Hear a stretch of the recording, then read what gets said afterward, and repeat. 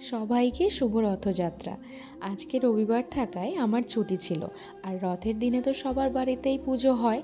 আর আজ যেহেতু আমি বাড়ি ছিলাম, তাই ভাবলাম আমার ঠাকুরের সিংহাসনটা একটু ভালো করে পরিষ্কার করে ফুল দিয়ে সাজালে কেমন হয়।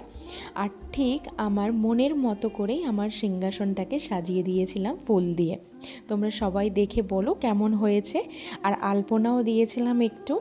তারপর বলরাম, সুভদ্রা, জগন্নাথ দেবকে সাজিয়ে ধূপ প্রদীপ জ্বালিয়ে দিয়েছিলাম। এরপর আরতি করে নিয়ে প্রসাদ সাজিয়ে দিয়েছিলাম।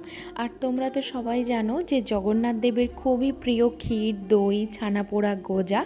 তা আমি সেই জন্য সব কিছু প্রসাদে রেখেছিলাম। আর হ্যাঁ, এই ছানা পোড়াটা আমি বাড়িতেই বানিয়েছিলাম। আর এর একটা ছোট্ট ভিডিও, মানে ছানা পোড়ার রেসিপিটা আমি তোমাদের সাথে খুব তাড়াতাড়ি শেয়ার করতে চলেছি। ভিডিওটা ভালো লাগলে সাবস্ক্রাইব করতে ভুলো না।